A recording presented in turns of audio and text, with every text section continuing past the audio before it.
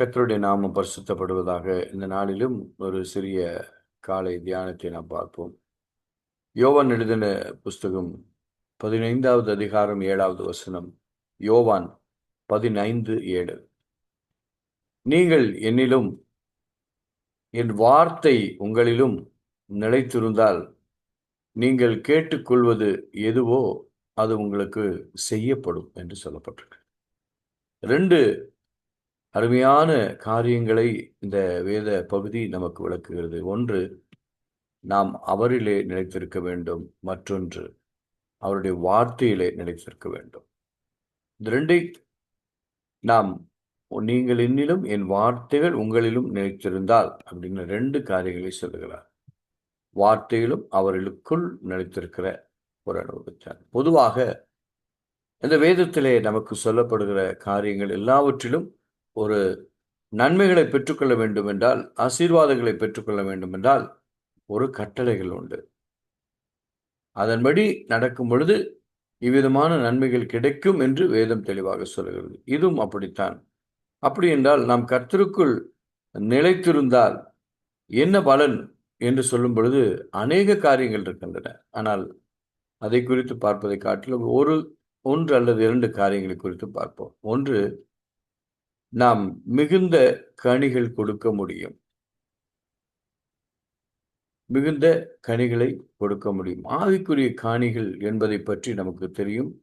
அதிலே அநேக விளக்கங்களை, பொறுமை, நிதானம், சாந்தம், அன்பு, இச்சையடக்கம், இதெல்லாம் ஆவிக்குரிய கனிகள். இதெல்லாம் அதற்குள் அடங்கி இருக்கிறது. அதனாலே ஆவிக்குரிய கனிகள் என்று சொன்னால் அதிலே அநேகமான நற்பண்புகள், தேவனுடைய நற்பண்புகள் அதிலே மறைக்கப்பட்டிருக்கிறது, மறைந்து வைத்திருக்கிறது. அந்த மறைந்த ஆவிக்குரிய கனிகள் நம்முடைய வாழ்க்கையில நிறைவேறும் பொழுது நம்முடைய ஆவிக்குரிய கனிகள் வெளிப்படும்.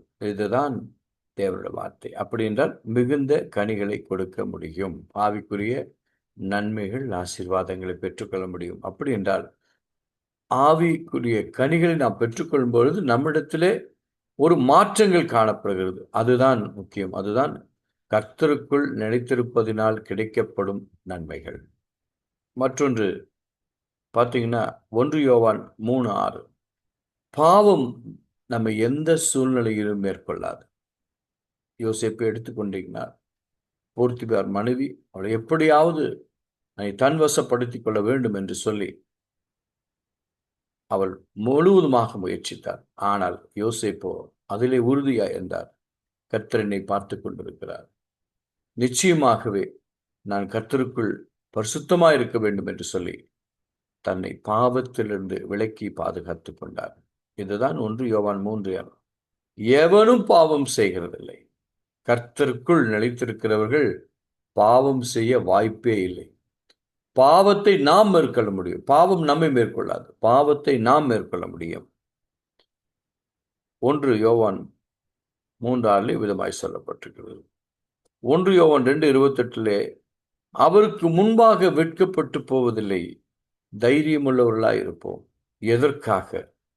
வருகையிலே நாம் நிச்சயமாக தேவனுடைய சமூகத்திலே, ராஜ்யத்திலே, அந்த பரதீசிலே நாம் காணப்படுவோம் என்கிற ஒரு நிச்சயம், நம்பிக்கை நமக்கு இது வளர்க்கிறது. இதுதான் கர்த்தருக்குள் நிலைத்திருப்பதினாலே கிடைக்கின்ற பலன்கள். இவைகள் மட்டுமல்லங்க, நிறைய பலன்கள் இருக்கிறது. ஆனால் இந்த காலை நேரத்தில் இந்த 2 காரியங்களை மட்டும் நாம் சிந்தித்து, ஆண்டவரே, இந்த 2 காரியங்கள் எங்களுடைய வாழ்க்கையிலே நாங்கள் உண்மையிலே நிலைத்திருக்கும் பொழுது, வார்த்தைகள் உங்களில் நிலைத்திருந்தால் நீங்கள் கேட்டுக்கொள்வது எதுவோ அது செய்யப்படும் என்று சொல்லப்பட்ட உம்முடைய வார்த்தை எவ்வளவு உண்மையுள்ளது சுவாமி. ஆம், கர்த்தருக்கு பிரியமானவர்களாய் கர்த்தருக்குள், கர்த்தருடைய வார்த்தைக்குள் நாங்கள் நிலைத்திருக்கும் பொழுது கிடைக்க பெறும் நன்மைகள் அநேகம் உண்டு. இன்னொன்று இதை பார்த்தீங்கன்னா, கர்த்தருக்குள் நிலைத்திருப்பது நிறைய இருக்கு. விசுவாசம், சுவிசேஷம், அழைப்பிலே கனிலாவி என்று நிறைய காரியங்கள் இருக்கு. ஆசீர்வாதங்களை குறித்து நிறைய காரியங்கள் சொல்லப்பட்டிருக்கிறது. அன்பு தேவனுடைய பிள்ளைகளை, எப்படி நிலைத்திருக்க முடியும் என்று ஒரு காரியத்தை மட்டும் நான் சொல்லிவிட்டு கடந்து போக விரும்புகிறேன். பரிசுத்த ஆவியின் மூலமாகத்தான் அவருக்குள் நிலைத்திருக்க முடியும். 1 யோவான் 4:13 சொல்லப்பட்டிருக்கிறது. பரிசுத்த ஆவியின் மூலமாகத்தான் நாம் அவருக்குள் நிலைத்திருக்க முடியும் என்பதை தெளிவாக சொல்லு. வார்த்தைக்கு கீழ்ப்படிவது மட்டுமல்ல, கனிகள் கொடுப்பது மட்டுமல்ல, ஆவியானவர் நமக்குள் நிலைத்திருக்க வேண்டும். நிலைத்திருந்தோர் நாம் கர்த்தருக்குள் நிலைத்திருப்போம். கர்த்தர் நம்மை ஆசீர்வதிப்பாராக. ஜெபிப்போம்.